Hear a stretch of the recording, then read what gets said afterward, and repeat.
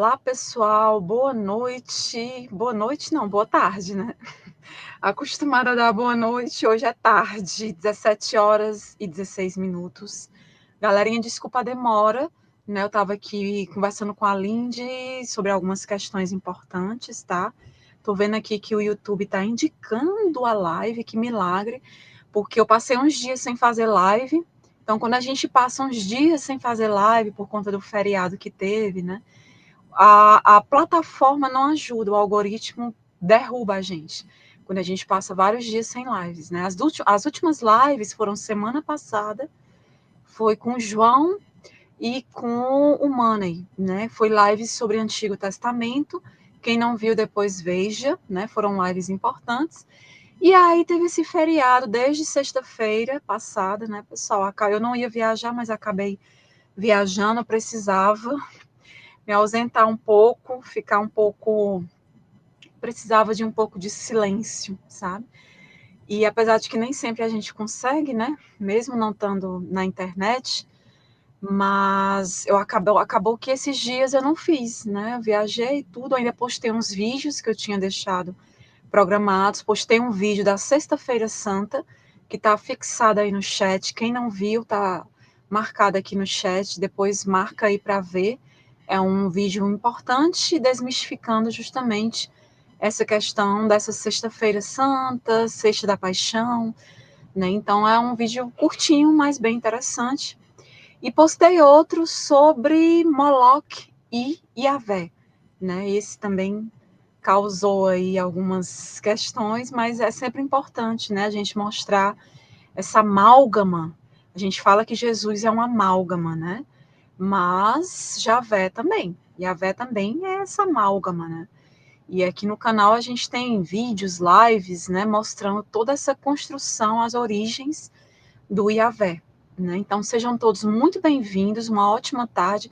E hoje a gente está aqui com a Lindy, nossa amiga pesquisadora, né, a Lindy me contando aqui as dificuldades, né, em conseguir lidar com o YouTube, porque ela trabalha muito, né, tem comércio, e aí é bem complicado, pessoal.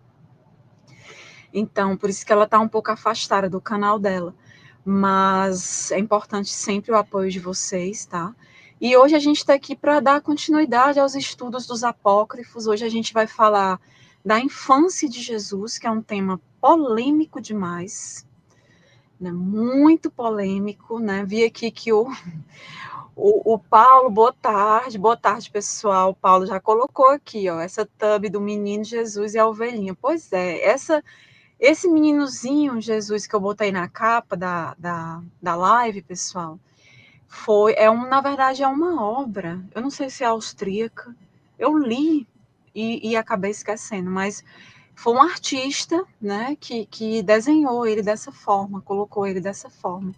Eu vou mostrar várias artes com relação ao menino Jesus hoje, à infância, né, e aí eu resolvi colocar essa na capa. Já teve gente dizendo, vai dizer que Jesus existiu. Quando a gente diz que não existiu, o pessoal vem para cima da gente. Quando a gente diz que existe, o pessoal vem para cima da gente. O pessoal tem que escolher aí, se quer que não exista, se quer que exista, qual dos Jesuses, né? Porque tem vários aí, para todos os gostos, né?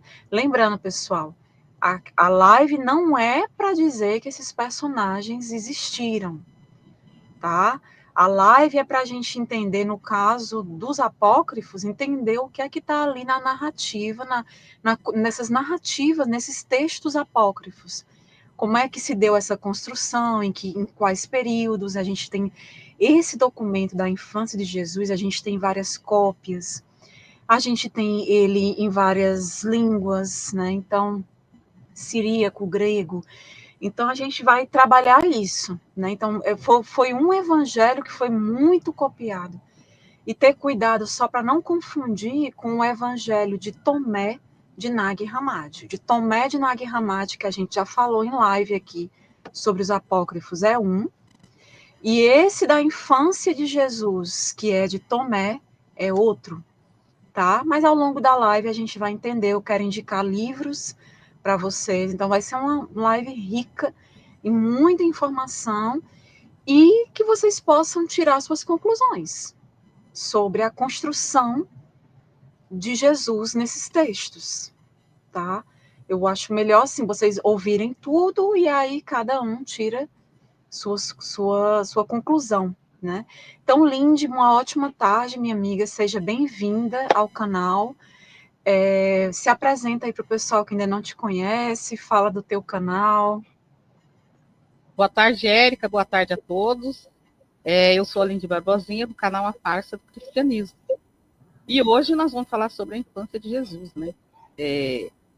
Nos textos canônicos não tem, né, Érica, a infância de Jesus. Tem ele Nos após textos 12 canônicos, só Lucas, né, que fala um trechinho ali de Jesus no templo, conversando com várias pessoas, né, ele mostra ali um grande conhecimento das escrituras, naquela parte que José e Maria se perdem dele, né, e aí quando eles vêm, ele está ali rodeado por muitas pessoas e ele falando das escrituras, né, tirando dúvidas de todo mundo, uma criança, né. É o único ponto em comum. É o único ponto em comum entre esses apócrifos da infância de Jesus e os canônicos, né? É em Lucas. Exatamente.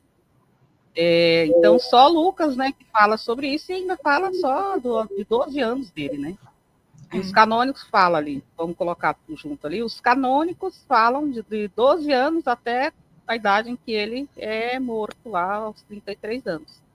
E esse apócrifo, né, que a gente vai falar dele hoje, fala já dele da infância, né, os 5 anos de idade dele e tal, quem ele era, como que, né, os poderes dele e tal. E é isso, se inscreva no meu canal quem não é inscrito, hein? É isso, Eric. Obrigada, Lindy. Então é isso, galera. Se inscrevam no canal da Lindy. Ela estava até conversando comigo, está se organizando para poder voltar, tem que fazer lives, né, com vocês. Ela quer levar convidados também. É porque não é fácil. Eu entendo assim que realmente, principalmente ela que lida com comércio, né? É lógico que ela tem que focar no negócio dela, né? Então, assim, na empresa dela, né? Porque a gente sabe que se não focar na vida aqui fora, né? É porque eu nem sei como é que eu consigo dar conta de tanta coisa. É por isso que tem semanas que eu só consigo fazer 2 lives, tem semana que às vezes dá para fazer 3. Então, eu espero que vocês entendam, né? E infelizmente é assim, né? A gente tem que conciliar, a gente não vive de YouTube. Eu sei que tem pessoas que realmente se dedicam exclusivamente aqui ao YouTube, não é o nosso caso, né? A gente faz um malabarismo para poder conseguir vir aqui e trazer um pouco de conhecimento para vocês. Então, galera, esse aqui foi o vídeo, esse que está fixado no chat. Quem não viu, marca aí para ver depois. Sexta-feira Santa, algumas questões até do hebraico que o João explica, tá? É um vídeo legal, interessante. Postei na sexta, depois eu postei outro sobre Moloch e Yahvé, tá? Então é isso. Estejam sempre ligados, porque quando não tem live, aí eu posto um videozinho, né? Posto sempre alguma coisa bacana aqui pra gente. Ó, o Josh colocou o link da Lindy. Obrigada, Josh. Valeu, meu amigo, pelo apoio. Josh, que é moderador aqui do canal, do chat e membro da área VIP. Muito obrigada, Josh, por todo o apoio. Ele colocou aqui o canal da Lindy, tá, pessoal? Então, deixa eu dar boa tarde aqui rapidamente. O Jorge, boa tarde. Ivone, o Paulo, que eu já falei com o Paulo. Pois é, esse menino Jesus, danado. Aqui o canal da Lindy, pessoal. Josh, já falei com o Josh, o Cláudio. Projeto Energia, olá. João Eudes. Pessoal, João Eudes sempre com a gente. Cadê? Eu cliquei nele e não foi. Vale. Agora apareceu. Boa tarde, João Eudes. Lembrando, pessoal, próxima semana, na segunda, eu vou estar numa live, num podcast, eu esqueci o nome. Ai, não acredito. Mas depois eu vou divulgar melhor. Eu vou falar sobre religião egípcia, tá? Na segunda. Eu vou divulgar quando estiver mais perto, né? Para quem quiser acompanhar. Um podcast bem legal lá, o canal deles. E na quarta, vou estar no Antônio Miranda. Então, me ajudem lá. Vai estar eu e o João, lá no Antônio, a gente vai falar sobre Bíblia e arqueologia. Tá, pessoal? Vai ser bem legal a live que a gente está preparando. Então, boa tarde, Jorge. Já falei com ele, o Wilson aqui com a gente. Se inscreva no canal da Lindy. Obrigada, Jorge. Lange, boa tarde, boa noite. Tudo bem, querida? Lange sempre nos apoia bastante, é membro aqui da área VIP. Muito obrigada. Quem mais aqui? A Maria Siqueira, boa tarde. A Lucy, que é membro aqui da área VIP. Lucy, obrigada. Roberto Conde com a gente. Eita, quarta. Pois é, Paulo. Lá no Antônio. Os crentes, aí é que eu e o João, a gente vai ficar mais visado aí pros crentes, né? Os crentes que eu me refiro, pessoal, no caso, não quem tem uma crença, né? Não tenho nenhum problema com isso, é o fanatismo, né? O pessoal, às vezes, mais fanático, que às vezes já persegue a gente, né? Eunuco boa tarde, seja bem-vindo. Falando em fanatismo, né? A gente sabe que há poucos dias o Papa Francisco, né, líder religioso ali da Igreja Católica, ele faleceu. Ele já vinha doente, né? E, assim, eu postei até sobre a morte dele, né? A questão dele sempre... Eu admirava alguns pontos ali, algumas virtudes. Eu acho que o bem, algo que é bom, a gente tem que enaltecer. Independente da religião da pessoa, eu sempre digo isso, né? Independente de crenças, de religião, o que é bom, né, Lindy, a gente tem que enaltecer, não o que é ruim, Sim. não o ódio, né? Então, ele faleceu na segunda-feira, né, se não me engano, bem cedinho, e eu fiz uma postagem até lembrando que ele sempre esteve ali, né, falando em prol da Palestina, de Gaza, né, do povo palestino, sempre trazendo isso, né, porque muitos preferem ignorar, não falar, esquecer, e o Papa Francisco não, sempre ali colocando em pauta, né? E aí eu até postei sobre isso, e ainda teve gente que veio criticar, né? Eu acho assim, para a gente ver o perigo do extremismo, do fanatismo, a pessoa falou, olha só, Lindy, eu fiquei tão abismada, né? Antes da gente entrar aqui no nosso assunto, mas eu acho importante falar, né? A pessoa comentou assim no post, ele disse, ai, você desmistifica religiões, crenças e tudo, e agora falou tipo assim, como se eu estivesse passando pano para o Papa Francisco. Gente, eu fiquei assim, eu digo, como é que a pessoa tem uma mente dessa, né? Eu nem respondi porque não vale a pena. Então, o que eu queria deixar claro é que, independente de fazer esse trabalho de religião, mitologia comparada, da gente entrar desmistificando muitas questões, né? Em nenhum momento eu estou para defender nenhuma religião e nem para perseguir.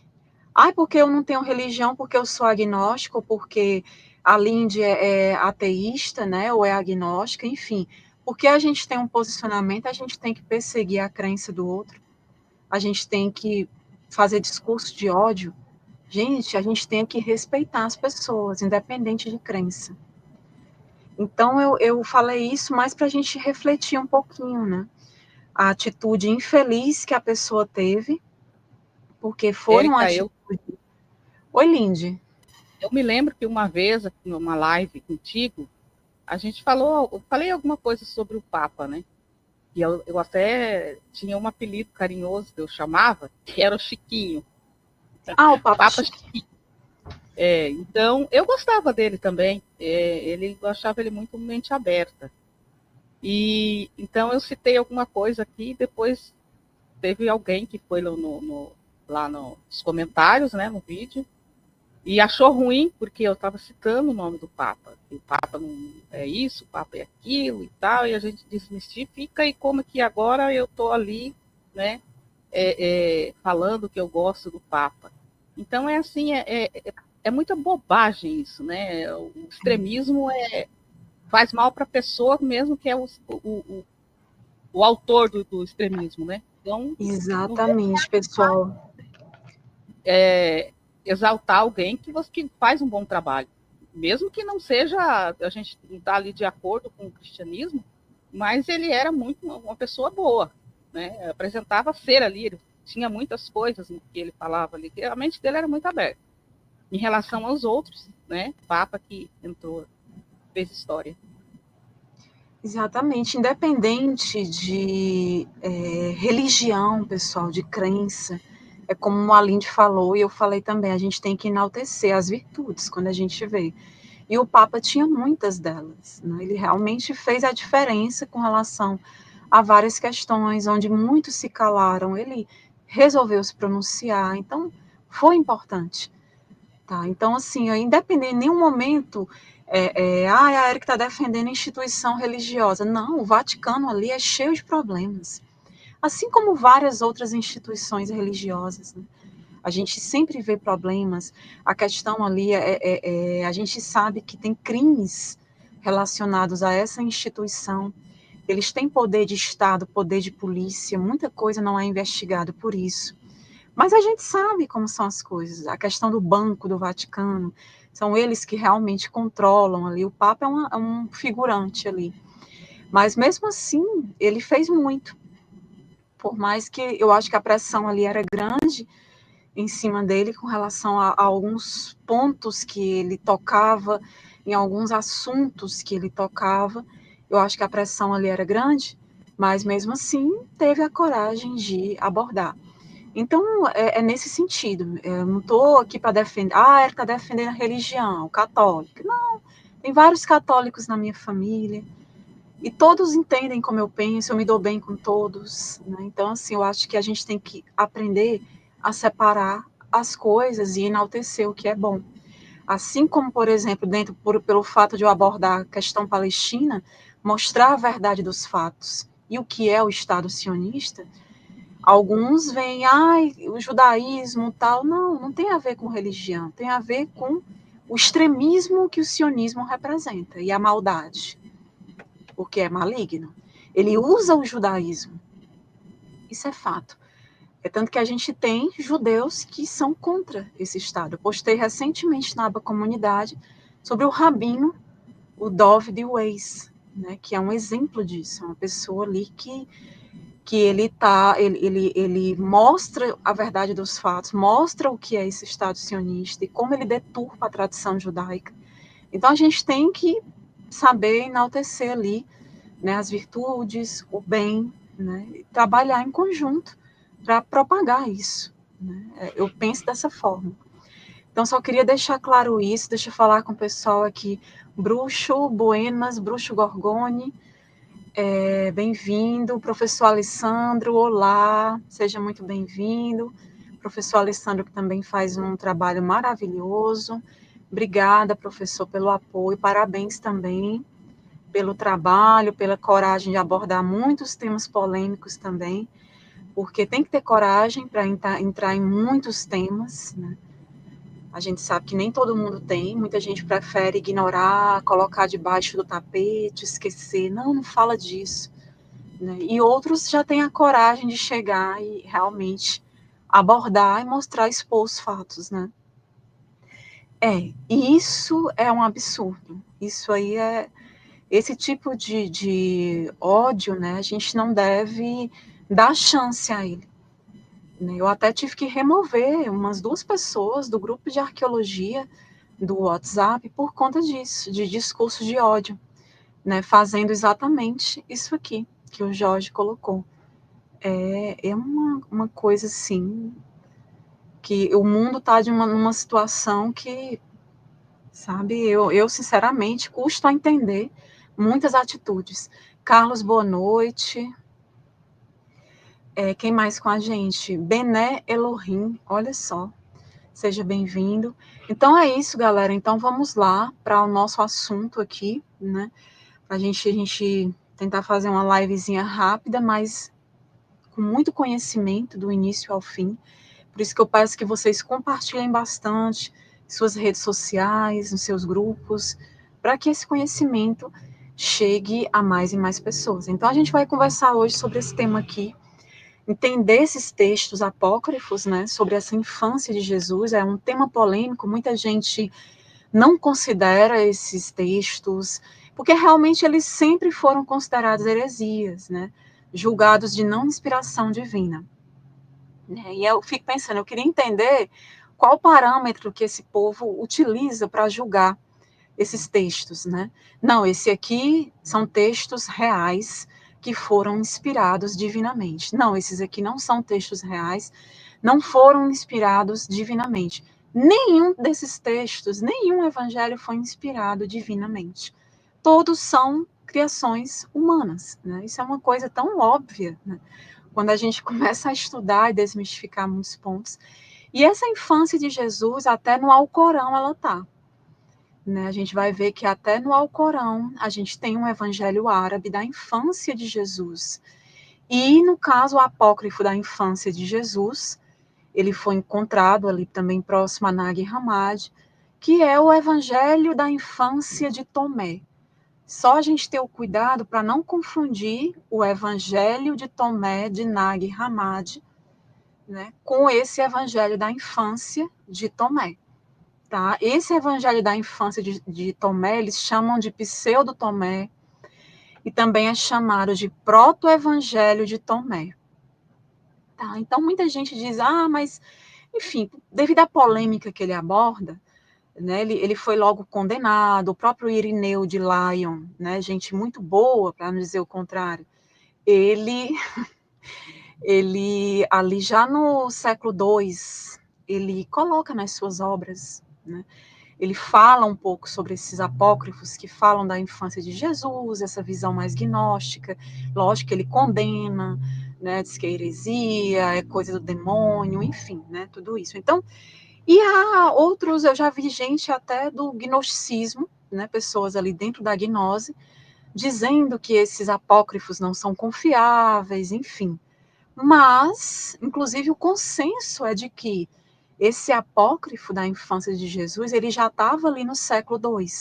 Por quê? Porque Irineu de Lyon cita nas obras dele, aquela obra contra heresias, né? Ele vai citar. Só que o mais antigo, a cópia mais antiga que a gente tem, ela foi descoberta, inclusive, em 2024, né? Houve uma descoberta, inclusive, fazia parte da equipe um brasileiro também, eu vou falar detalhes sobre essa descoberta para vocês, e ele descobriu mais uma cópia desse evangelho da infância de Jesus, né, de Tomé. Na verdade, não foi nada de novo, né, tudo que está ali já se tinha conhecimento, mas apenas ele descobriu uma cópia mais antiga, em grego. Né, porque a gente tem ali os textos, até então a mais antiga estava ali por volta do século XI, né, e aí eles já, nessa descoberta de 2024, descobriram um mais antigo ainda. Né. Então aqui nessa imagem da direita, pessoal, vocês estão vendo, um artista austríaco que fez várias representações de Jesus. No final aqui da exposição eu vou mostrar mais slides que ele expôs aí através da arte Jesus de várias formas, né, representado através desse evangelho da infância. Ele representou Jesus em várias cenas. Aqui a gente tem o jovem Jesus dando vida aos pássaros que ele fez de barro. Né? É uma ilustração de um artista austríaco. Ele tem essa parte, né, nesse evangelho da infância de Jesus. A Linde vai já falar mais detalhes desse evangelho, tá? E a gente vai ver uma parte lá que ele faz uns pássaros de barro e dá vida a eles. E ele faz isso em pleno sábado. Né? Até o pai dele vai reclamar com ele, o José. Rapaz, em pleno sábado você está trabalhando, né? Não pode. Enfim, tem alguns pontos importantes, interessantes para a gente entender, tá? João Bulhões, boa noite. Felipe Andrade aqui com a gente, boa tarde, boa noite. Divinos, olá, boa noite. Divinos que sempre está acompanhando a gente aqui no Instagram, obrigada pelo apoio. Gilgamesh, olha aí. Gilgamesh, cadê o Enkidu? Gilgamesh, boa tarde, boa noite.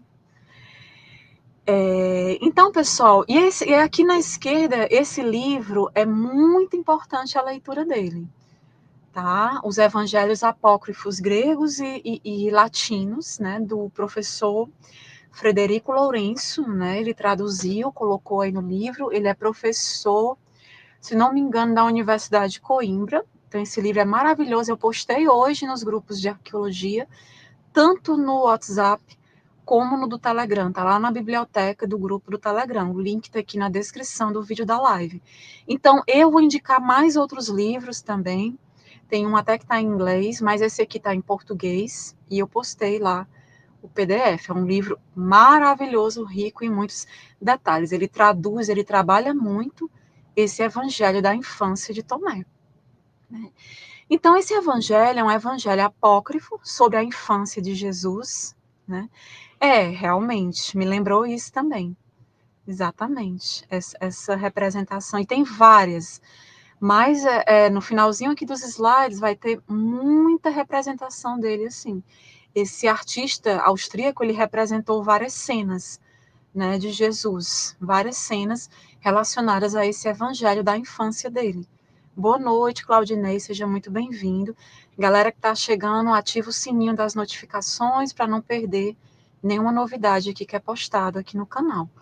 Tá bom? Então, esse evangelho, pessoal, é um evangelho da infância de Jesus, de Tomé, é um evangelho apócrifo, né, que vai mostrar detalhes que os evangelhos canônicos não mostram sobre esse período aí da infância de Jesus. Inclusive, o consenso acadêmico vai datar, como eu falei para vocês, esse evangelho. Eles dizem, né, que esse evangelho, na verdade, ele está ali em meados do segundo século, né? Só que a gente não tem a cópia mais antiga dele. A última que foi encontrada, ela está ali entre o século IV e V da Era Comum, que é esse que foi encontrado em 2024, a cópia desse evangelho em grego. Tá? Foi encontrado numa biblioteca e na Universidade de Hamburgo. Né? Eu vou mostrar mais detalhes dessa descoberta para vocês logo mais. Né? O mais antigo manuscrito fragmentário existente desse evangelho, né, o mais, assim, o manuscrito completo, realmente, né, o pessoal coloca ali no século XI, e eu vi outros pesquisadores também colocando no século VI, a cópia em siríaco, tá?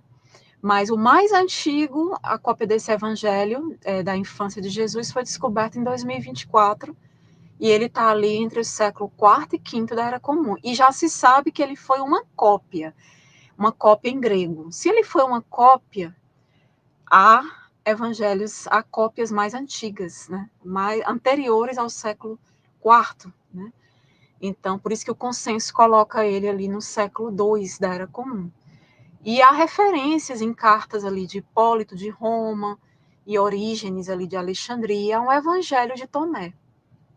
Mas não está claro se essas cartas se referem ao evangelho da infância ou ao outro evangelho de Tomé, de Nag Hammadi, um evangelho que a gente tem, eu já falei dele em live.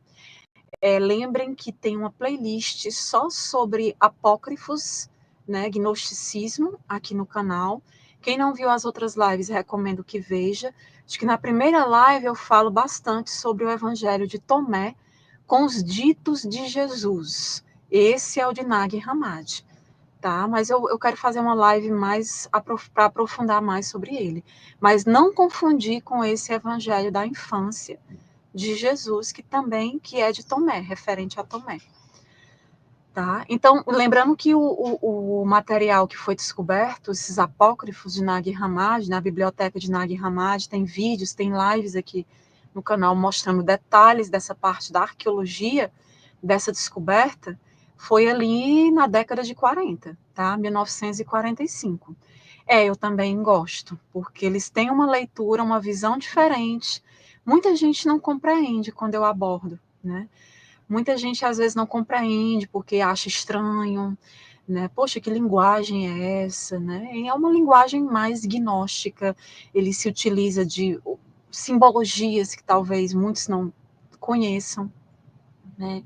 Mas é interessante a gente entender esses textos. E esse livro aqui que eu estou indicando, ele é essencial.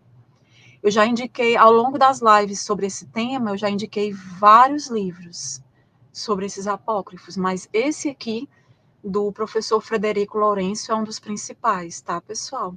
Evangelhos apócrifos gregos e latinos. Inclusive, essa edição bilíngue, né, traduzida e comentada pelo professor, tá bom? E assim, os primeiros escritores cristãos consideravam esse evangelho da infância de Tomé, eles classificavam ali como inautêntico, fraude, herético, né? Os pais da igreja, né, os historiadores do cristianismo, colocam dessa forma. Inclusive, Eusébio rejeitou totalmente, né, como ele disse que era uma ficção herética. Eusébio sempre gente muito boa, né, para não dizer o contrário. Então, eu não me aguento, pessoal, tenho que falar, mas eles já tratam assim, é ficção, uma obra herética, né, e tal, e aí eles condenam logo, né. Ele fala isso, Eusébio, no terceiro livro de sua História da Igreja, ali do século IV. E o Papa Gelásio I, inclusive, incluiu esse evangelho na sua lista ali que ele preparou, esse Papa, né, ele preparou uma lista de livros heréticos no século V. E aí ele inclui esse evangelho, né, da infância de Jesus, né, esse evangelho de Tomé, nessa lista de livros heréticos, tá? O Papa Gelásio I. Por que será, né, pessoal, que eles foram considerados heréticos, né? Então vamos entender só um pouquinho aqui do que é que se fala sobre esse documento nos primeiros séculos, né? E aí, logo em seguida, eu passo aqui para a Lindy para ela nos trazer o real conteúdo desses documentos. E aqui na imagem, a gente, inclusive, tem fragmentos de contra-heresias, né, de 200 da Era Comum, tá? Então, Irineu de Lyon, né? Então, a primeira citação conhecida desse evangelho da infância de Tomé é justamente de Irineu de Lyon, por volta ali de 180. Ele vai chamar esse evangelho da infância de Jesus de espúrio, aí ele de apócrifo, né? Então ele já classifica dessa forma. Então, ele já julga ali como de não inspiração divina e que não pode realmente fazer parte do cânon bíblico, né?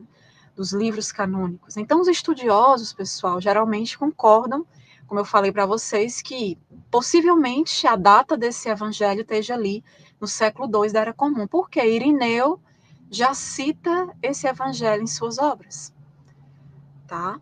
Então, há dois documentos do século II, que é o Contra Heresias de Irineu, que se refere a uma história do tutor de Jesus, né? Aí ele coloca uns trechos, né, onde o tutor de Jesus diz, diga alfa.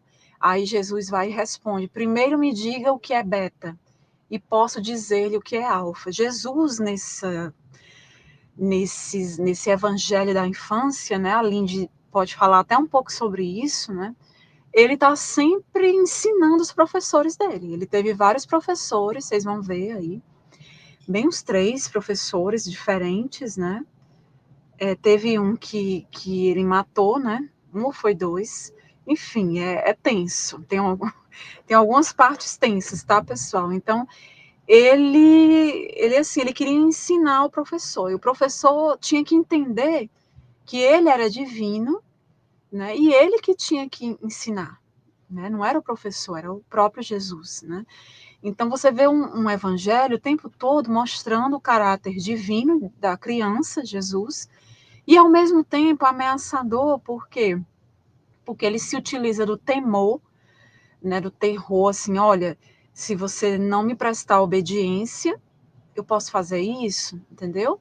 Então, é o tempo todo, né, que os próprios professores, eles têm receio, né, assim, eles realmente têm que prestar obediência ali ao menino, né, Jesus e tudo mais. É o que está nos textos, tá? Então, acredita-se que pelo menos algum período de transmissão oral desse material de origem tenha ocorrido também, totalmente ali, ou com várias histórias diferentes, antes de realmente ele ser transcrito pela primeira vez, né? E assim, pessoal, ambos os documentos, né, como é que eu posso dizer, esse evangelho da infância de Tomé, possivelmente todos se referem às versões orais dessa história, que eles têm essa hipótese, né, de primeiro ele ter existido de forma oral, essa tradição oral. Então, a área de origem desse trabalho, ela inclusive é desconhecida, né, não se tem ali conhecimento da origem realmente, e muitos locais de origem propostos ali foram apresentados, tá? Inclusive, nessa obra de teologia cristã, né, do Irineu de Lyon, Contra Heresias, escrita em grego ali por volta do ano 180 pelo Irineu, né, o bispo lá de Lugdunum, né, agora Lyon, nela, Irineu, ele identifica e descreve várias escolas de gnosticismo, ou seja, a gente tinha várias vertentes que eram muitas vezes ali associado ao cristianismo primitivo. Então, haviam várias vertentes, várias escolas do próprio gnosticismo e outras escolas de pensamento cristão que ele cita, né? Onde as crenças ele rejeita como heresia. Então, tudo que fosse diferente do que eles definiam naqueles concílios, né? Do que eles definiam como doutrina da igreja, tudo que fosse diferente, um texto diferente, um texto com outro teor, era heresia. Então, era perseguido, era julgado, condenado, era proibido, tá? E ele, inclusive, os contrasta, né, Irineu, em sua obra, com o cristianismo ortodoxo. Né? Ele sempre faz questão de deixar bem claras essas questões, né? E até a descoberta ali da biblioteca de Nag Hammadi, desses textos apócrifos ali em 1945, essa obra de Irineu contra as heresias era a melhor, como é que eu posso dizer, descrição contemporânea sobrevivente do gnosticismo. O próprio Irineu ele descreve em sua obra Contra Heresias, porque essa obra é justamente dele contra as heresias para condenar o gnosticismo, as várias escolas gnósticas que já tinham ali no século II, né, da Era Comum. Então ele acaba abordando muito da gnose nessa obra dele Contra as Heresias, né? Não sei se vocês já leram. Então, hoje, o tratado, ele permanece historicamente importante como um dos primeiros, atestados inequívocos, tá, pessoal? Dos textos evangélicos canônicos e algumas das epístolas paulinas. Então, Irineu, ele cita a maior parte do cânon do Novo Testamento, assim como as obras não canônicas, né, como obras não canônicas, Primeira Clemente e o Pastor de Hermas, né? No entanto, ele não faz referências a Filemão, Segunda Pedro, Terceira João ou Judas, né? Que são 4 ali das epístolas mais curtas, tá? Linde, se quiser falar algo, né? Eu estou concluindo aqui, eu vou mostrar mais um livro, mas se quiser falar algo, esteja à vontade, tá? Já eu passo para ti. Pode continuar. Vou mostrar só mais alguns livros aqui importantes, pessoal. A infância, né? Tá aqui o Evangelho da Infância de Thomas, que é o Tomé, tá? Esse aqui eu só conheço em inglês, essa obra, né? Do Andrew Hackmaster, tá? Então, tem vários comentários importantes nesse livro aqui também. Eu acho que eu já tinha postado o PDF dele lá na biblioteca do grupo do Telegram, mas se eu não tiver postado, eu vou procurar e postar. Eu acho que está lá. Então, o Evangelho da Infância de Tomé, ele foi escrito ali, supõe-se que ele estaria ali, como eu falei, no segundo século, né, da Era Comum, pelas obras de Irineu. E ele pinta um retrato de Jesus ali quando criança, né, a infância dele, e dá um vislumbre para a gente da igreja primitiva, né?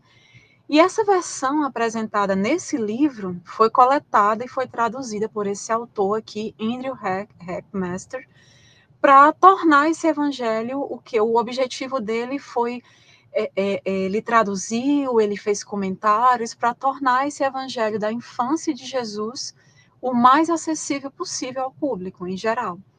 Tá? Então, existem mais de 150 notas do tradutor, né, comentários, né, que a gente pode usar como guia de estudo nesse livro aqui, tá, pessoal? Então, pessoal, inclusive o autor desse evangelho, a gente tem Evangelho da Infância de Jesus, do Tomé. Só que o autor do evangelho, aliás, de todos, né, são desconhecidos. O autor do Evangelho, ele é desconhecido. A gente não tem ali uma origem, né? O que a gente tem são algumas cópias, né? Então, nos primeiros manuscritos siríacos, nenhum autor é indicado, lembrando que o siríaco ali faz parte das línguas semíticas, né? Junto com o aramaico, com o árabe, com o hebraico, tá, pessoal? Línguas semíticas. E nos primeiros manuscritos siríacos, inclusive é belíssimo o siríaco, belíssimo, parece assim desenhos, é muito bonito, é mais bonito do que a escrita árabe, né? Eu acho muito bonito o árabe, mas o siríaco é uma coisa assim belíssima também. Então, nos primeiros manuscritos siríacos, nenhum autor é indicado, né? Indicando ali uma introdução bem truncada, né? Um autor que desejava permanecer anônimo, né? A gente tem isso. Então, em manuscritos ali posteriores, que datam da Idade Média, esse evangelho começa, né, as cópias que a gente tem ali por volta da Idade Média, esse evangelho começa com um prólogo, onde Thomas, o israelita, que é o Tomé, né, evangelho da infância, né, de Jesus, de Tomé, mas chamaram de Thomas também, Thomas, o israelita, ele se apresenta, né, mas sem dar muitas explicações, tá? Então a gente não pode dizer que tem uma origem, o autor é fulano, a gente não pode dizer isso. Então é possível que isso tenha sido feito para sugerir que o autor era Judas Tomé, alguns colocam dessa forma, mais conhecido como Tomé o apóstolo, né, considerado por alguns cristãos como o irmão de Jesus, e, portanto, alguns defendem isso, né? Estava ali familiarizado com as atividades do jovem Jesus. Então, pessoal, os apócrifos, esses apócrifos da infância de Jesus, são textos que vão relatar a vida ali de Jesus nos primeiros anos de vida ali na sua infância, mas que não são reconhecidos pela igreja de forma alguma, tá? São também conhecidos, como eu falei, pseudo-evangelhos, né? Evangelhos apócrifos, pseudo-evangelhos. E eles foram, né, colocam as cópias mais antigas, apesar de a gente não tê-las, ali por volta do século II, né, como eu falei para vocês, da Era Comum. E vão descrever um Jesus diferente do que a gente tem ali diferente daquela imagem que a igreja criou de Jesus, é um Jesus diferente. Descrevem como um menino travesso, danado, né, com poderes mágicos. Então, relatam eventos que contrastam muito com os textos bíblicos aceitos, né? Inclusive, alguns são considerados aberrantes, né? Algumas passagens, assim, são bem aberrantes. A Lindy vai já trazer mais detalhes para a gente, né? Aí a gente tem como exemplos ali de apócrifos dessa infância de Jesus, tem o Evangelho da Infância, que é esse mais conhecido, né, o Evangelho de Pseudo-Tomé, ou o Proto-Evangelho de Tomé. A gente tem também o Evangelho árabe da infância de Jesus, ou o Evangelho siríaco da infância. Eu vou mostrar um livro, inclusive, sobre esse Evangelho árabe da infância de Jesus. Vou indicar um livro para vocês. E a gente vai ver que tem lá evangelhos, ali tem trechos ali no Alcorão, falando também sobre isso, essa infância de Jesus, tá? Então, a igreja, ela excluiu esses escritos do cânon, por quê? Porque ela considerou incoerentes com a imagem que eles queriam consolidar de Jesus. A gente olha para os evangelhos do Novo Testamento, a gente vê uma construção ali de um personagem, a gente vê que é um Jesus construído, uma amálgama, um mito, baseado, inclusive, em mitos de outras culturas, né, que inclusive vieram anteriormente, que influenciaram. Isso eu falo com relação ao Jesus do Novo Testamento. Érica, mas existia um Jesus diferente, né?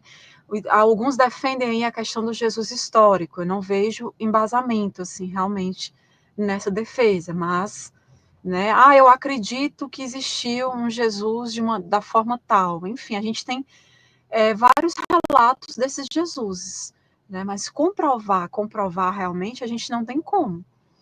Né? O Alcorão, a gente já tem um Jesus profeta, que era um homem normal, ele não tinha poderes. Né? Então, a gente tem várias versões. Eu não estou aqui para julgar, tá, pessoal? Só lembrando, se você tem sua crença aí, fique em paz, tá? A gente está aqui para mostrar esse Jesus aqui dos apócrifos, né?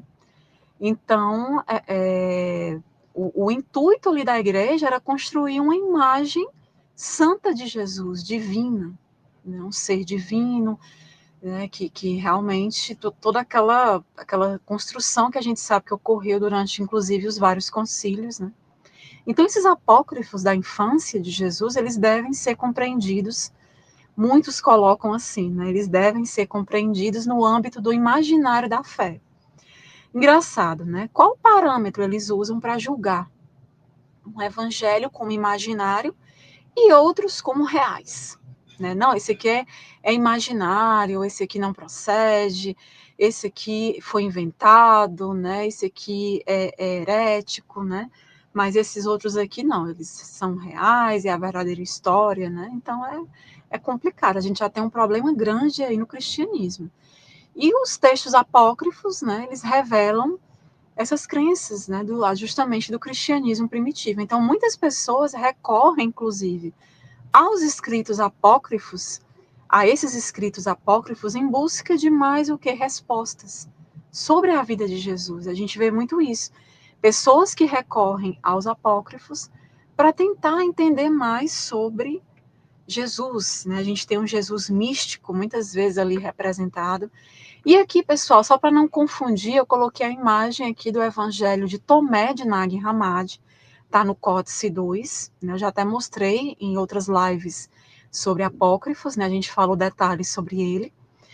E só para a gente ter atenção, para não confundir com esse Evangelho da infância de Jesus de Tomé, que é outro, tá?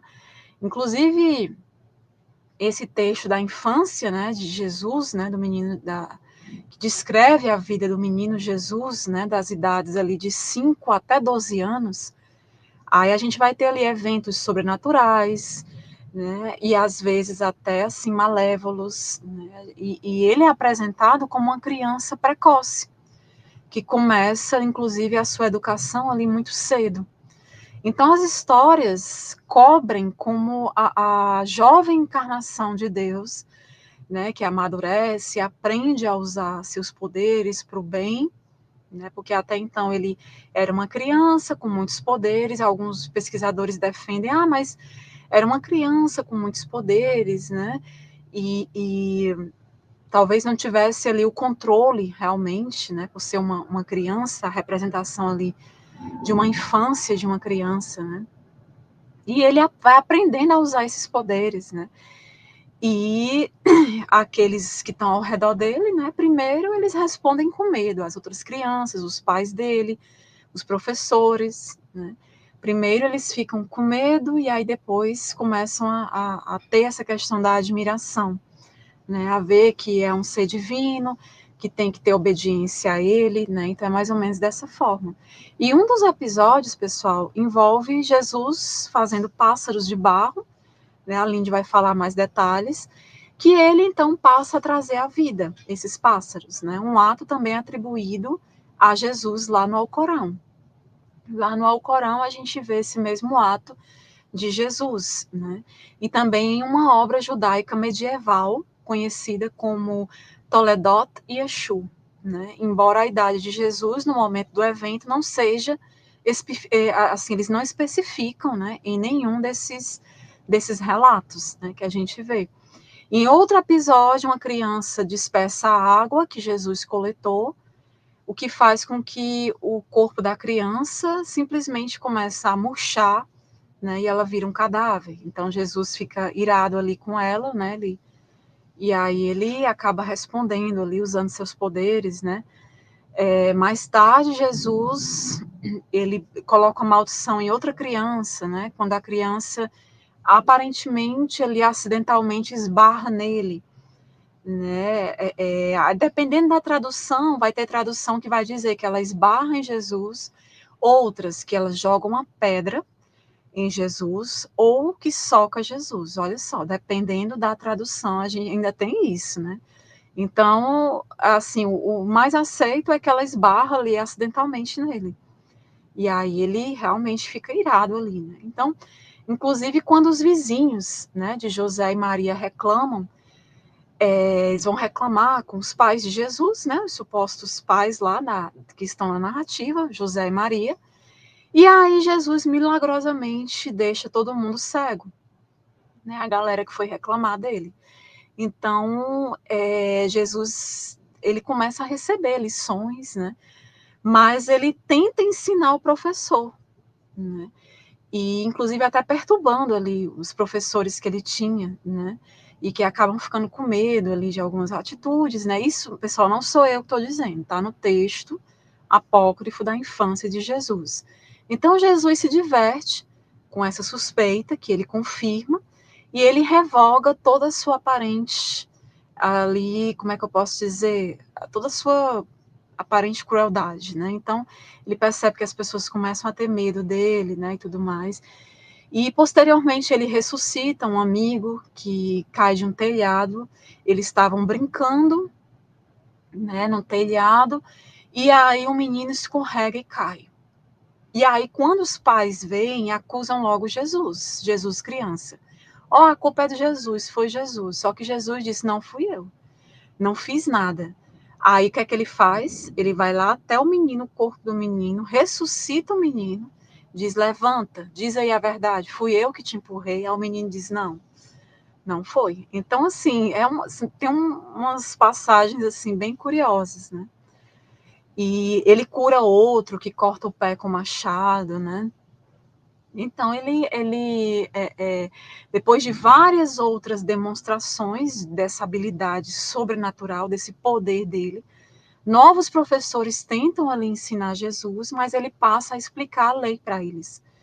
Outro conjunto de milagres é mencionado, no qual Jesus cura seu irmão, o suposto irmão, que é mostrado nesse evangelho apócrifo da infância de Jesus, que é mordido por uma cobra. A cobra morde o irmão dele, ele vai lá e cura. Ele vai curar várias pessoas. Ele vai fazer a maldade, mas também ele faz o bem, tá bom? E finalmente o texto que relata ali o episódio que a gente vê em Lucas, né, onde a gente tem essa parte nesse apócrifo também, o que a gente vê aquele episódio de Lucas, que aos 12 anos Jesus está ali ensinando no templo. Então é o único ponto em comum com os canônicos, né? É o único ponto em comum é esse, né, desse apócrifo, é da infância de Jesus, do apócrifo de Tomé, com Lucas, né, com esse canônico, com Lucas, tá bom? E aqui, pessoal, esse livro, outro livro importante, que está até em português, né, eu já indiquei outros livros desse autor, ele fala muito de apócrifos, né, o Peterson do Nascimento. Na live sobre Maria Madalena, eu indiquei o apócrifo, ele traduz ali o apócrifo de Maria Madalena. E aqui é o Evangelho Árabe da infância de Jesus, tá? Ó, realmente, Francis, boa noite, seja bem-vindo. Imagine contar essas histórias para crianças nas escolas. Qual seria o futuro desse mundo? Pois é, realmente. Marco Silva, boa noite. Adri com a gente. Boa noite, seja muito bem-vinda. Roosevelt, boa noite. Quando eu era católico, uma senhora de idade, freira, me chamou e disse: meu filho, Jesus foi uma invenção tirada do candidato a Messias, Judas o Galileu, mencionada em Atos 5:37. Interessante. O Claudinei Maciel, né, o Joelson aqui com a gente, boa noite. A voz clama no deserto, boa noite. O Claudinei colocou: o Evangelho de Tomé não faz parte do cânon bíblico, porque Jesus era um menino, exatamente, ele representa ali um Jesus bem diferente, né? Já pensou? Então, é bem complicado. Pois é, esse aqui pode, né, fazer parte do cânon. Então, eles próprios julgavam, né, o que é que ia fazer parte, o que é que não ia. Opa, esse aqui tá legal, né? O intuito era criar ali, o intuito maior era a política, né, ali, pessoal, no Império Romano. Então, vamos colocar, né, aquilo que vai realmente satisfazer ali as expectativas, né? Era uma forma de manipulação ali também. Ana, saúde, boa noite. Jaceguai também, seja muito bem-vinda. Então é isso, galera, vamos continuar aqui. Então esse livro é bem interessante também, esse Evangelho Árabe da Infância de Jesus, porque lá no Alcorão a gente vê também esses relatos da infância, né? A parte ali que ele faz os pássarozinhos do barro, né, da vida a eles, né? Então esse Evangelho Árabe da Infância de Jesus é um texto que deriva já de outras fontes mais antigas. Inclusive, segundo o autor árabe, que é o Ahmed ibn Idris, ele é considerado o quinto evangelho e seu autor teria sido Pedro, segundo esse autor árabe, né? Com bases e dados fornecidos. Olha só, ele diz que o autor desse evangelho, no caso árabe da infância de Jesus, o autor teria sido Pedro, suposto apóstolo, com bases e dados fornecidos por quem? Por Maria, mãe de Jesus.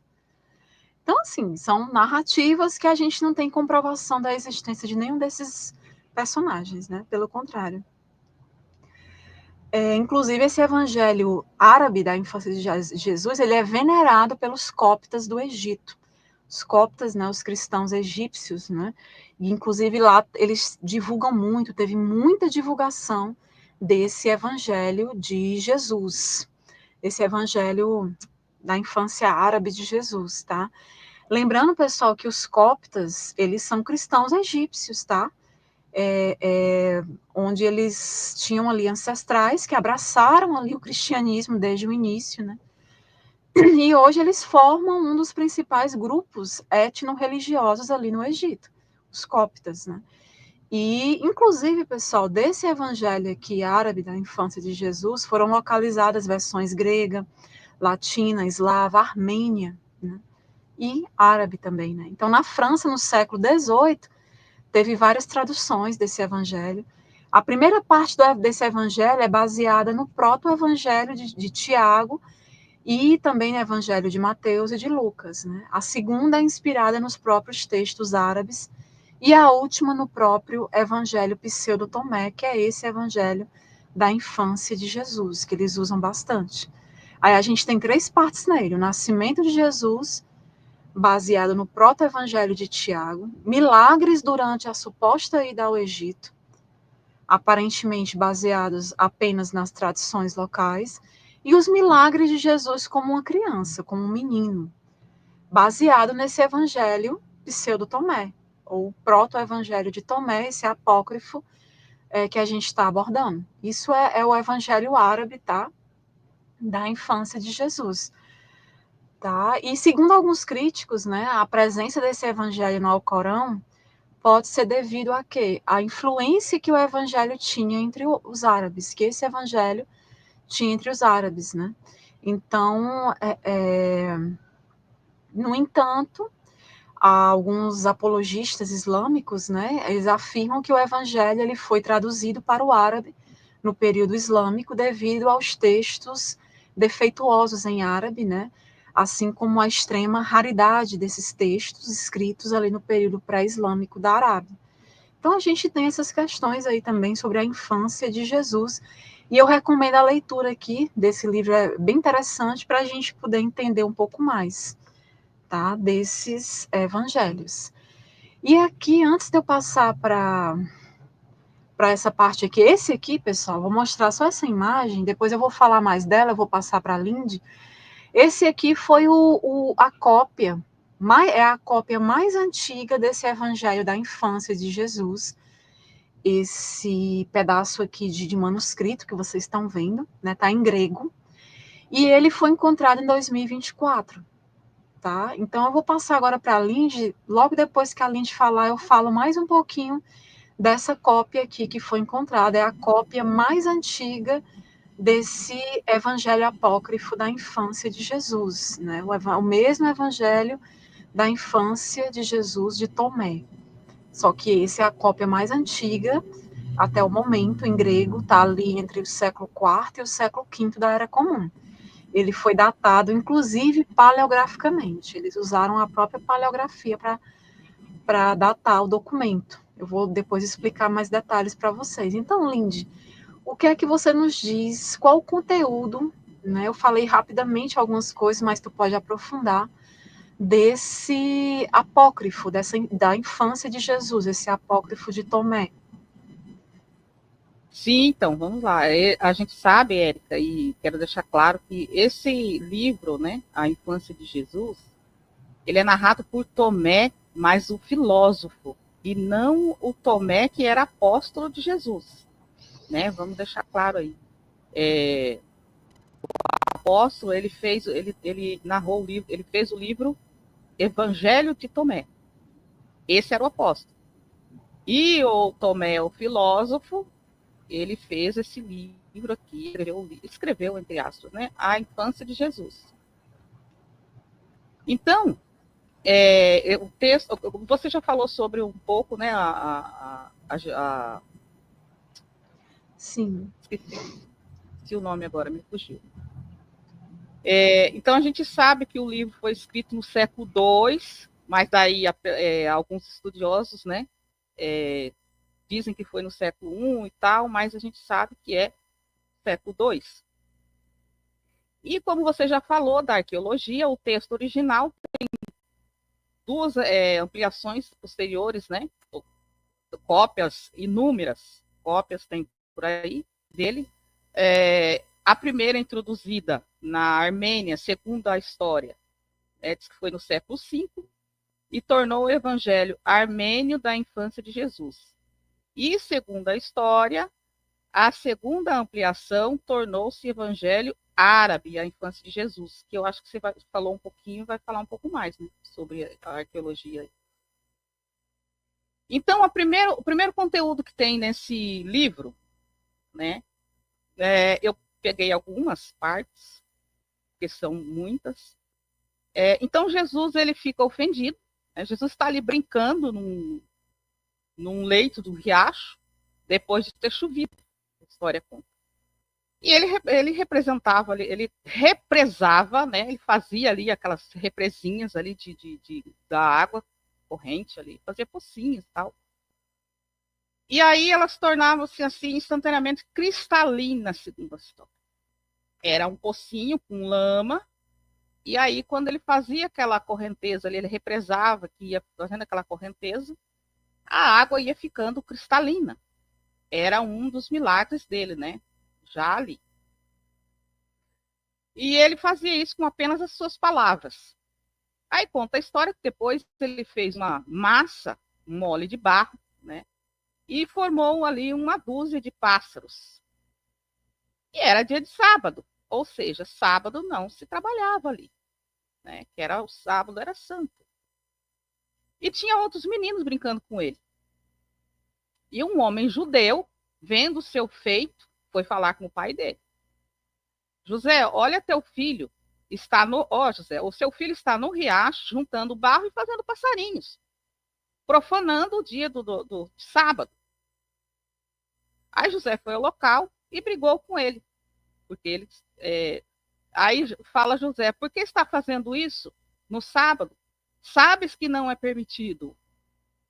Mas Jesus, batendo palmas, ordenou que os pássaros voassem, e os pássaros foram embora cantando.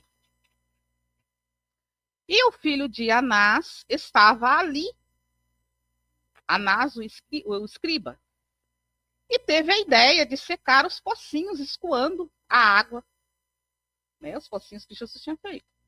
E Jesus, vendo isso, se indignou-se. Seu malvado, ímpio e insensato, as poças e as águas te estorvavam? Ficará seco como uma árvore, sem que possas dar folhas nem raiz, nem frutos. Então, imediatamente, o rapaz tornou-se completamente seco. Os pais pegaram o infeliz, chorando a sua pouca idade ali, e o levaram até José, maldizendo por ter um filho que fazia tais coisas. Né? Dizendo a José, por que seu filho é tão maldoso? E aqui mais uma história de Jesus, passar para outra aqui. Então a história conta que certa vez José mandou Tiago cortar lenha. José, o pai de Jesus, né? e pai de Tiago também. Falou, olha, vai lá cortar lenha, traz lenha aqui, porque eu vou precisar de lenha. Ok, foram os dois. O menino Jesus foi junto. Quando Tiago recolhia gravetos, uma cobra picou a sua mão. E Tiago imediatamente caiu no chão.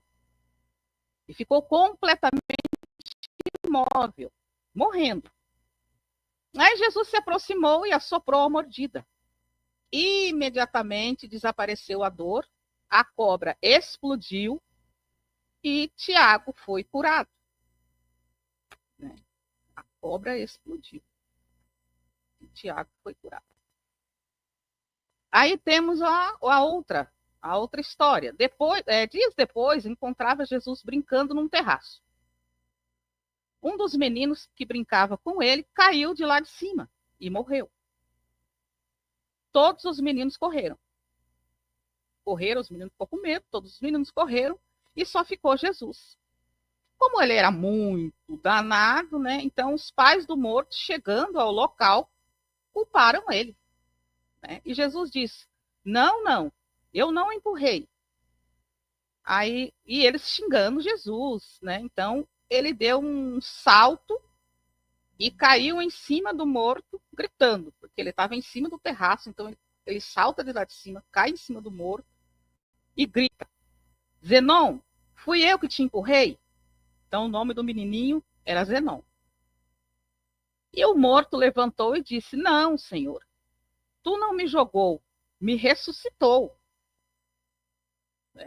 Mais um feito aí de Jesus. Aí teve a história também do professor.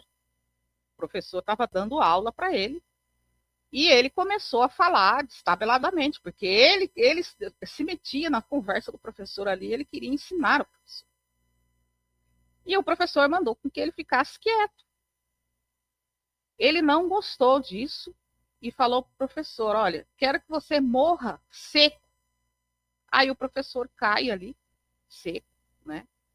E a história conta que foram atrás do pai dele, do pai de José e de Maria, e chegando lá, disse que o pai brigou com ele: faça agora, ressuscita agora esse professor, menino, agora. Aí a história conta que ele ressuscitou o professor, né? Ok. Depois, mais uma vez, ele estava na escola e ele falava demais ali e cortava o que o professor estava ensinando. Aí o professor levanta a mão para bater nele. Aí ele diz ao professor: quer que sua mão fique seca. Aí a história conta que a mão do professor ficou seca. Foram de novo atrás dos pais. Aí fez com que ele tirasse aquela maldição, a mão voltou ao normal e o professor falou: olha, eu sinto muito, mas eu não vou mais dar aula para o seu filho, porque o professor ficou com medo. Tinha medo do garoto. Então, a história conta que Jesus ficou sem aula, sem professor, sem escola, e ali os vizinhos começaram a pressionar José: olha, seu filho não pode viver no meio da sociedade, seu filho não pode viver aqui junto conosco. Ele faz coisas maldosas. Aqui a gente não quer vocês mais não. Então, como José, ele trabalhava fora, né? Ele viajava muito. E aí a questão foi: bom, então eu vou ter que pegar esse menino e levar comigo. Então Jesus ele começou a ir com o pai trabalhar para não ficar ali misturado com o povo ali, para não fazer maldade aquelas pessoas.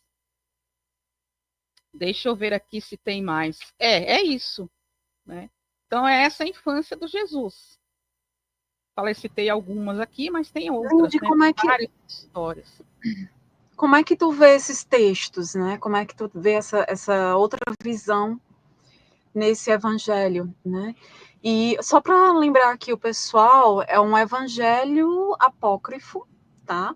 Da infância de Jesus, de Tomé, e ele está datado, a cópia mais antiga que a gente tem, que inclusive foi encontrado em 2024 por pesquisadores na biblioteca da Universidade de Hamburgo.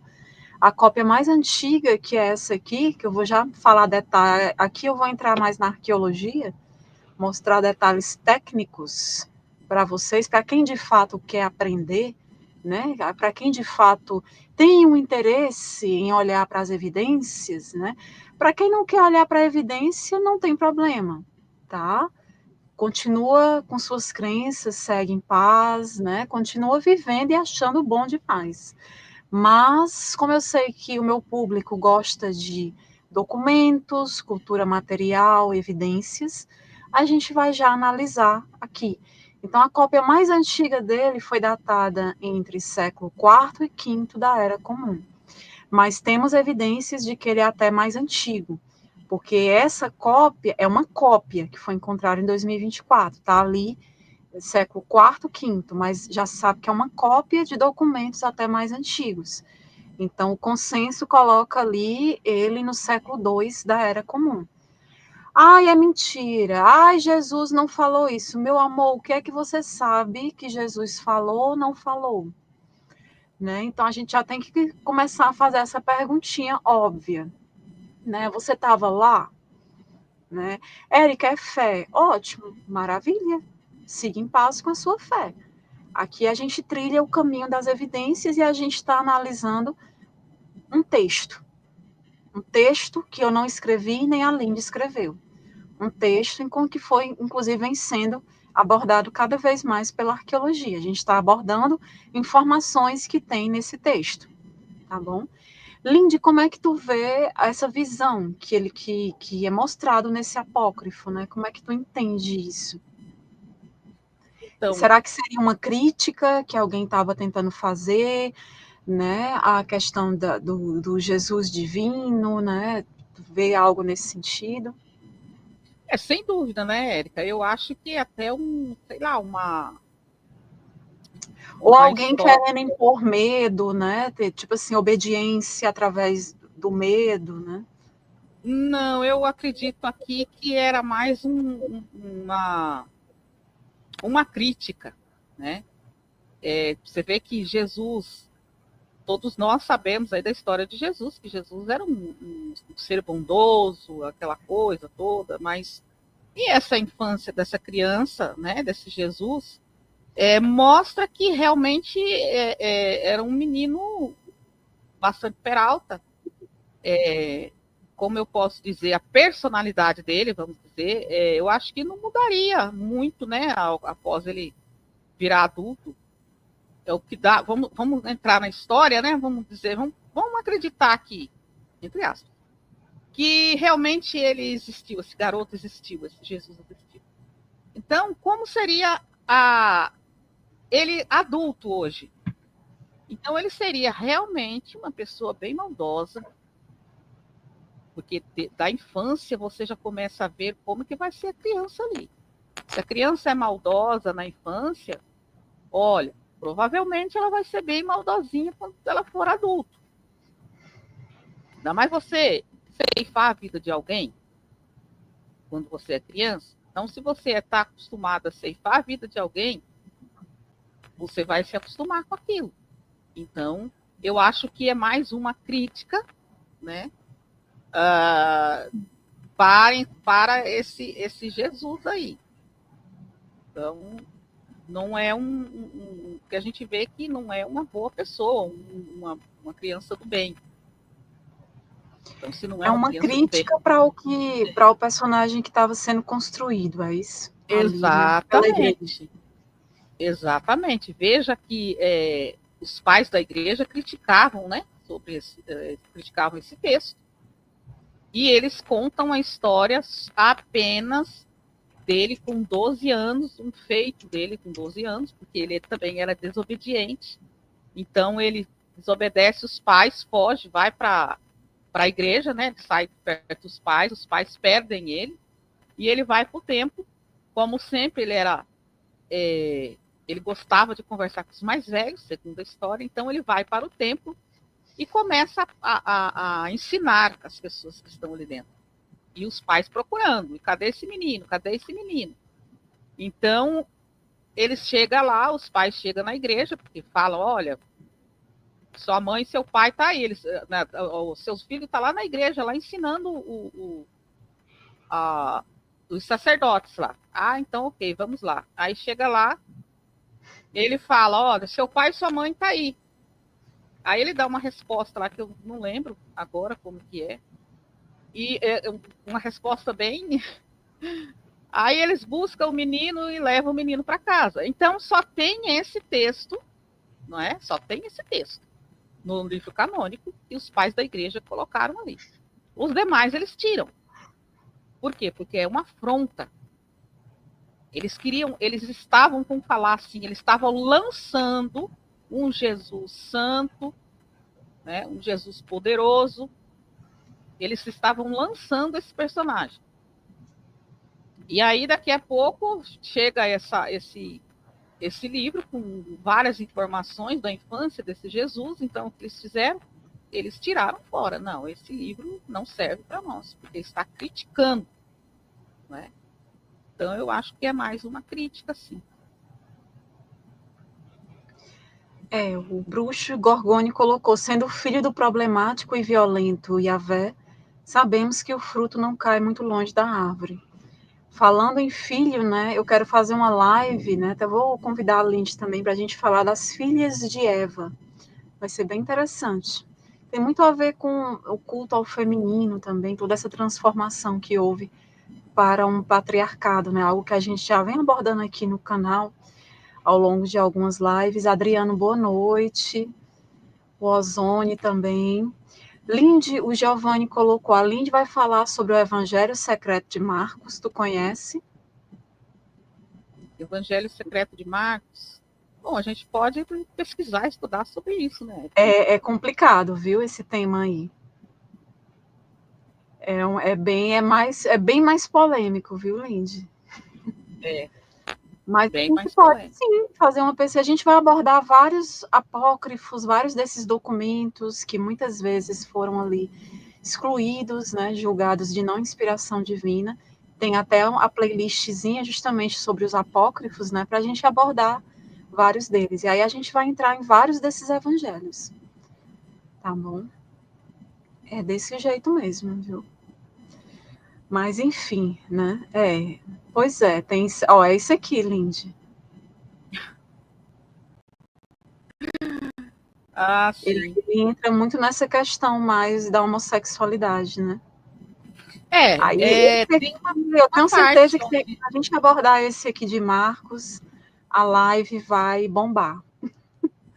tem uma parte onde eu acho que pode ser esse que ele está falando, eu li esses dias, que fala sobre Jesus ele beijando na boca de alguém. Eu não lembro se foi qual apóstolo que era, mas era um cumprimento deles quando o indivíduo ele estava pronto para a ascensão, né? Pronto para ser o mestre, pronto para ser um Jesus ali.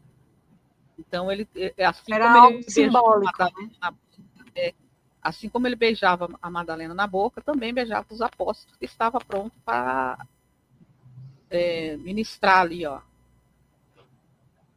Que ele passasse. Exatamente.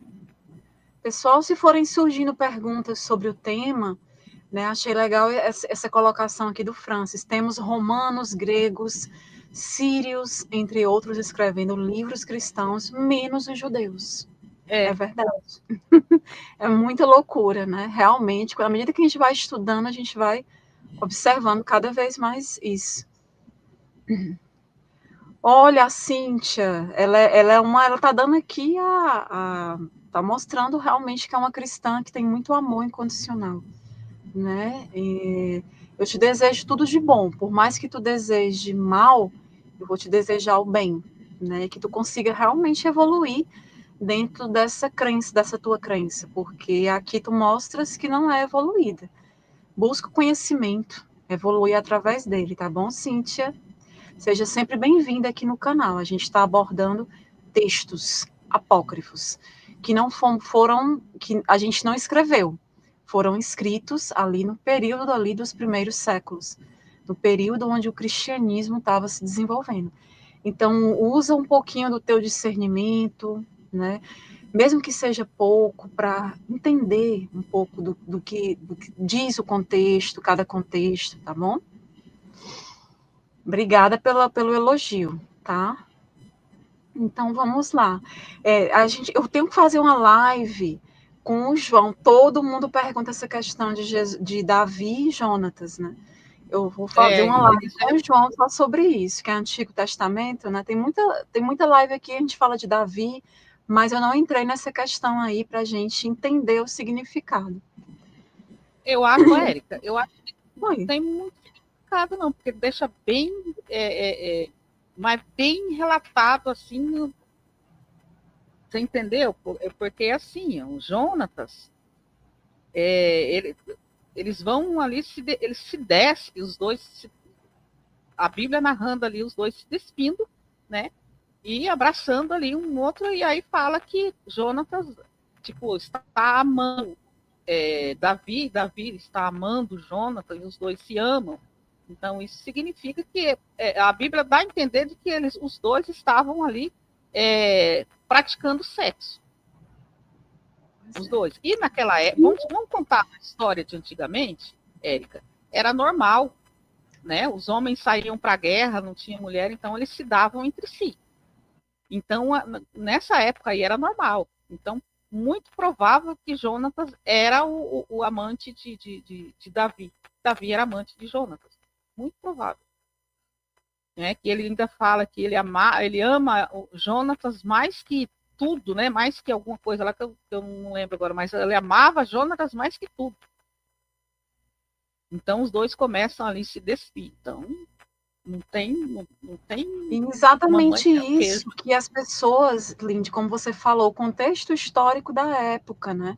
Então era Ah, é? normal, isso acontecia ali naquele meio, né? Então não sei por que às vezes a pessoa ela se surpreende tanto. Há coisas bem piores que Davi fez, né? Na Muito narrativa. pior. Eu não sei por que alguns ficam tão surpreendidos, né? Davi era a pior pessoa que existia, né? Ali no meio deles ali. Exato. E outra coisa, né, pessoal, a gente sabe que esses personagens todos são construções tardias, né? A gente mostra em detalhes aqui no canal. A galera que está chegando agora, eu aconselho a procurar as playlists.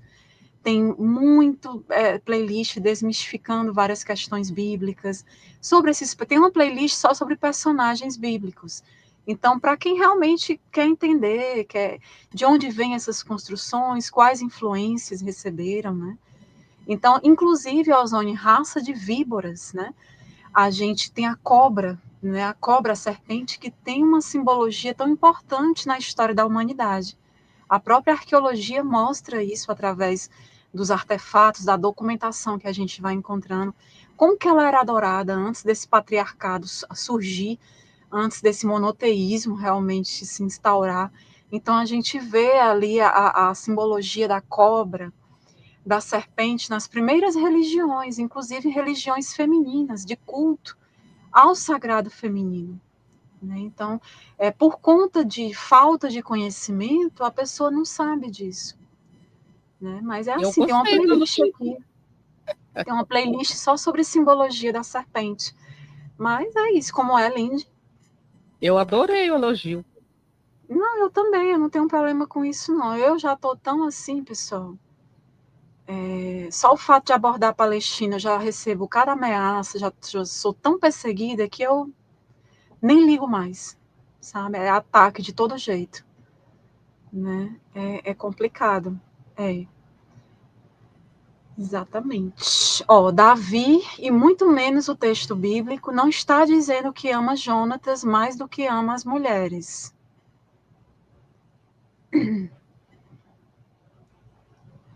José, obrigada pelo superchat, super sticker, valeu, tá, pelo apoio. Lembrando, pessoal, eu não costumo pedir, mas é uma ferramenta aqui muito importante para o canal, para a gente impulsionar esse conteúdo, tá bom? Muito, o algoritmo do YouTube adora. Muito obrigada, tá? Pois o que o Giovanni colocou aqui. É. Davi, Moisés, gente, Moisés, nossa, ai, coisas assim. O problema é porque o pessoal não lê, né? A maioria não quer ler. Exatamente. Ele, na verdade, a parte de guerreiro de Davi ele usurpou ali de Tutmés III, o grande faraó egípcio da 18ª dinastia. Tem uma live aqui onde eu e João mostramos isso, rei Davi e o faraó Tutmés III. Quem não viu, aconselho que veja. Uma das últimas lives, né, envolve muito o Antigo Testamento, maravilhosa, onde eu falo dos anais de guerra de Tutmés III, mostrando iconografia, registros de batalhas dele. Muito daquilo ali, daquelas narrativas, foram colocadas. Quem estava escrevendo sobre Davi, criando as narrativas de Davi, usou isso em benefício do personagem, usou para ele. Mais apropriações, né, que a gente vê muito. Então, galera, vou continuar aqui, mas vocês podem deixando aqui dúvidas, comentários aqui importantes, né? Lembrando que aqui a gente respeita a todos, mas a gente acaba desmistificando muitas questões, né? E é normal. Então, aqui, pessoal, não, Carlos, não escrevi livro ainda, mas eu vou escrever muitos. Eu sou jovem, né? Tenho muito tempo ainda. Eu comecei agora. Então, tenho muito tempo ainda, né? Mas eu já escrevi artigos para revistas, estou concluindo mais 2 artigos, esses eu quero até publicar realmente, né? Provavelmente vai estar no site também, academia.edu, né? E aí você vai poder ler em detalhes, mas livro não. Eu tenho até muito material para colocar em prática em livros, só que no momento está muito corrido para mim. Depois eu vou pegar esse material que eu já tenho, que eu escrevo muito, e aí para montar livros, né? Porque tem muita coisa que eu arquivo, que eu escrevo, arquivo, mas no momento eu estou concluindo muitos cursos, trabalho muito, estou fazendo mais uma graduação em antropologia, então tem muita coisa. Eu tenho que me virar nos 30 para estar aqui, inclusive, trazendo conhecimento para vocês. Então, pessoal, e como eu estava falando, esse documento aqui, tá? Esse manuscrito, ele foi descoberto, inclusive, né?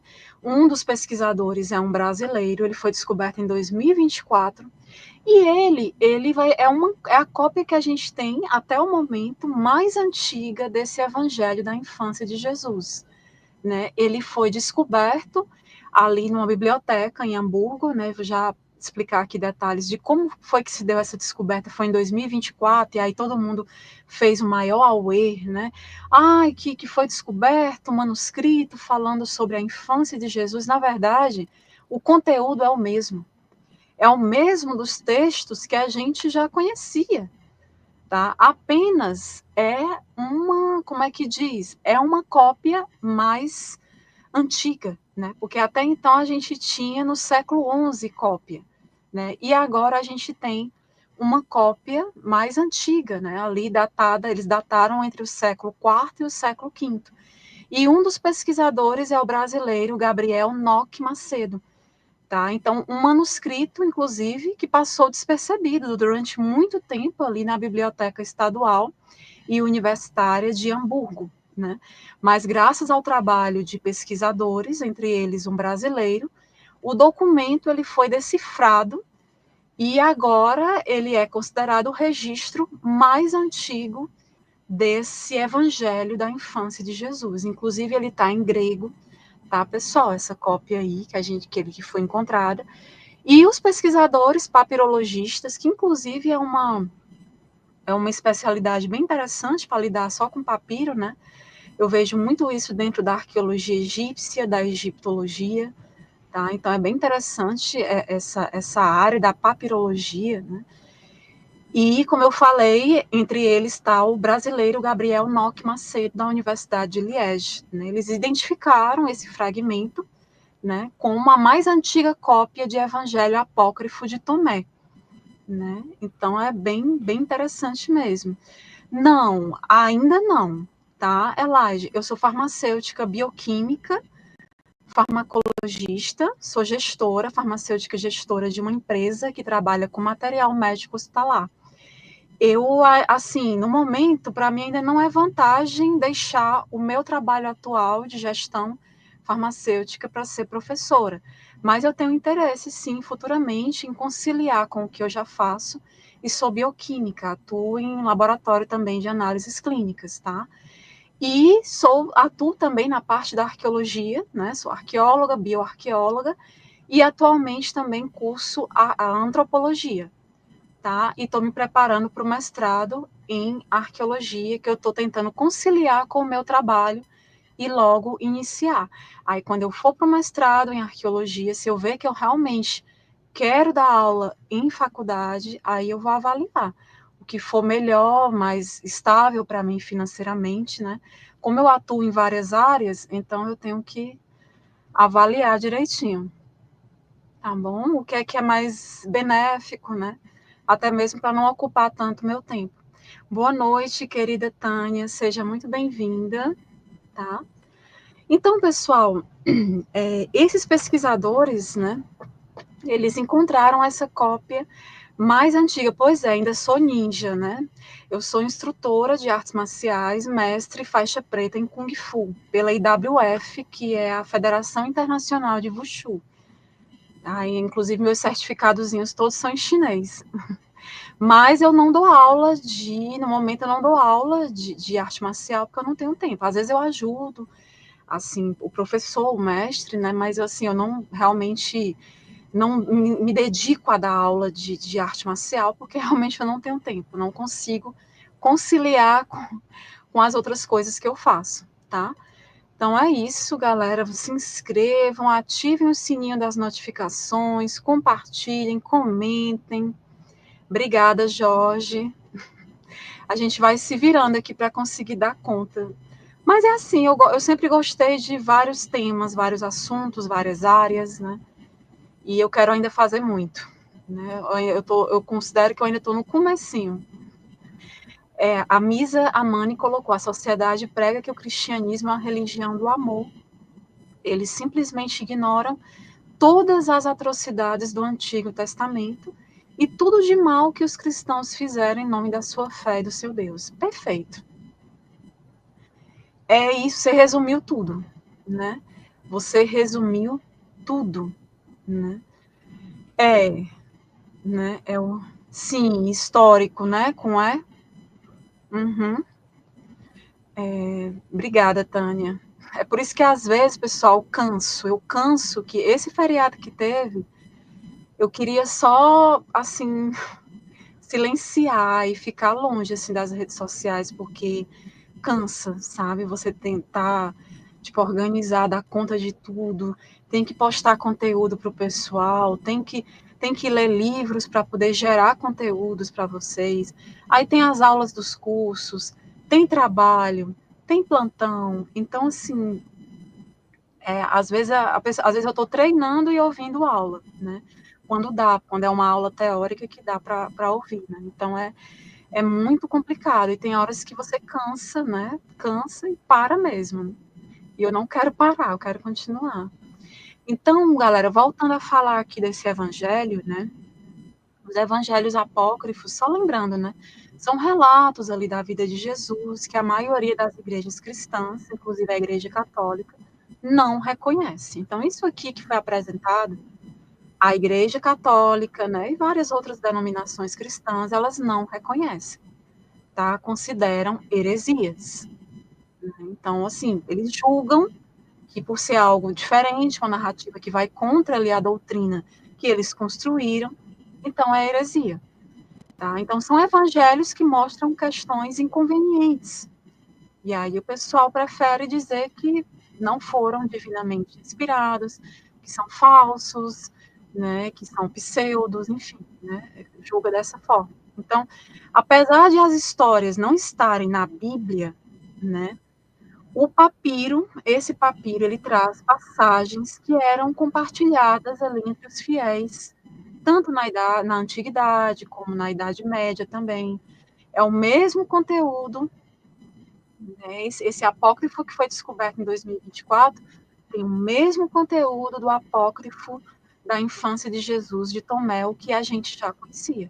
Então não foi nada de novo, apenas foi uma cópia mais antiga, tá? Por exemplo, como tem aquele milagre de Jesus, quando ele ainda era criança, ali na beira do riacho, que ele fez os pardais de barro, que a Linda explicou em detalhes, né? Ele bateu palmas e aí deu vida aos pássaros de barro, às figuras de barro que ele tinha criado. Então, tem também os relatos ali daquelas desobediências dele, né? Alguns tentam explicar, dizendo que é porque ele era uma criança poderosa, divino, ele não tinha controle dos poderes, enfim, né? A gente tem aí pesquisador defendendo todo tipo de coisa. E essa questão dele ser poderoso, que ele assustava, né? A Lindy deu a opinião dela, ela disse que seria uma crítica, né, realmente, ao Jesus divinizado ali pela Igreja Católica, né, ali logo no início. Então, a gente tem tudo isso, né.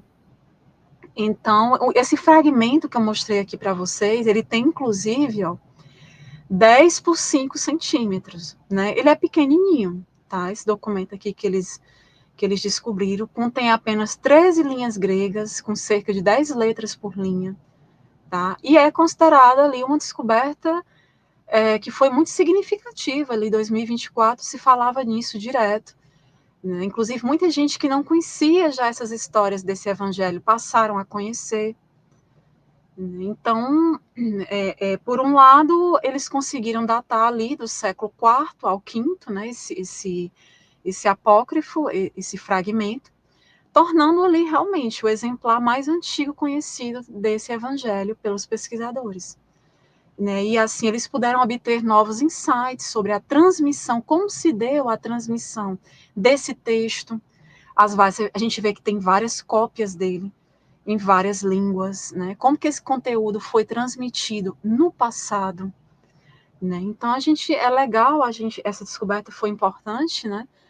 Por causa disso, né? E inclusive, pessoal, quando a gente fala em documentação papirológica, né, de papiro, né, a papirologia, que é uma especialidade, né, que lida muito ali com o estudo desses papiros. Então, essa documentação papirológica ela é conservada onde? Em bibliotecas, museus ou nas universidades em geral. E muitas dessas coleções, hoje em dia, são, assim, a gente fala o quê? Que elas são parcial ou integralmente até digitalizadas. A gente tem fotos disponíveis, inclusive na internet, para as pessoas consultarem. Tá? E esse trabalho ali de ficar olhando papiros, né, por meio de fotos é realmente um ato cotidiano dentro dessa pesquisa papirológica. Eles ficam ali sempre pesquisando, porque às vezes vão se encontrando cópias mais antigas desses documentos. Tá? Infelizmente, como não se conhece o contexto arqueológico, ou seja, de onde veio o papiro, né, o único instrumento que restou para datar foi a paleografia. Eles dataram esse papiro através da paleografia, ou seja, o tipo de escrita. Né? Eles utilizam o que a gente chama de método comparativo. Tá? Então, aí conseguiram ver que o papiro está ali entre o século IV e o século V.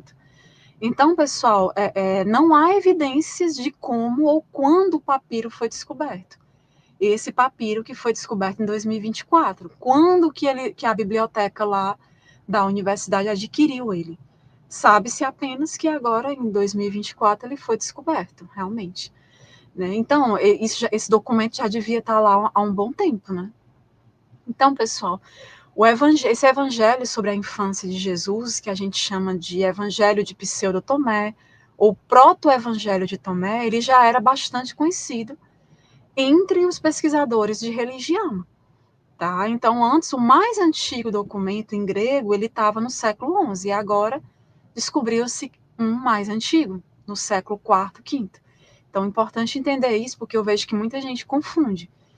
E ele tem uma tradição, uma transmissão ali que a gente caracteriza como muito complexa. Por quê? Porque ele é conhecido em 9 línguas antigas. E algumas são traduções que a gente já tem ali medievais. Tá? Então, algumas dessas línguas têm várias versões. O grego, por exemplo, teve 4 versões diferentes, tá, desse papiro em grego. Então, pessoal, era isso sobre esse documento. Eu acho que eu não esqueci de falar nada para vocês, né? Inclusive, analisando esse documento, eles verificaram que aqui o escriba, a pessoa que estava copiando, era um aprendiz, né? Pelo tipo de escrita, por algumas falhas que eles encontraram na própria escrita. eles descobriram que era um copista, era alguém que estava ali treinando, aprendendo e copiando um evangelho, né? Ou seja, esse aqui não é o mais antigo, tem outros mais antigos, porque esse já é uma cópia de algo que a gente possivelmente tem de mais antigo, ali por volta do século II da Era Comum. Esse evangelho da infância de Jesus, tá? Então, queria agradecer aqui, perdoar dentro, valeu pelo apoio, superchat, super sticker, olha só, R$10,90, valeu mesmo, ajuda muito o canal, tá? E o mais importante é fazer com que esse conhecimento chegue a mais pessoas, né? Então é isso. Não, a Lindy, ela é de São Paulo, né? Ela fala de São Paulo, eu falo do Nordeste, tá? Boa noite, Wilbert, seja muito bem-vindo. Bruxo Gorgone, deixa eu ver, vídeo sobre Hecate, especificamente sobre ela, não. Eu acho que eu falo sobre ela na live sobre... Ai, não é sobre Nana, é a Lilith. Eu acho que eu falo dela na live sobre Lilith. Tem uma live só sobre Lilith aqui no canal, bem interessante, quem não viu ainda. Mas é uma boa ideia, eu vou anotar, porque é bom a gente... Eu trabalho muito com mitologia comparada, e ela com certeza está associada a várias outras deusas em várias outras mitologias, né? Então eu vou anotar aqui para a gente fazer uma live sobre ela, tá bom? Lucy, obrigada. Lindy, e queria te pedir para deixar tuas considerações finais sobre esse tema, para a gente encerrar, eu já falei demais.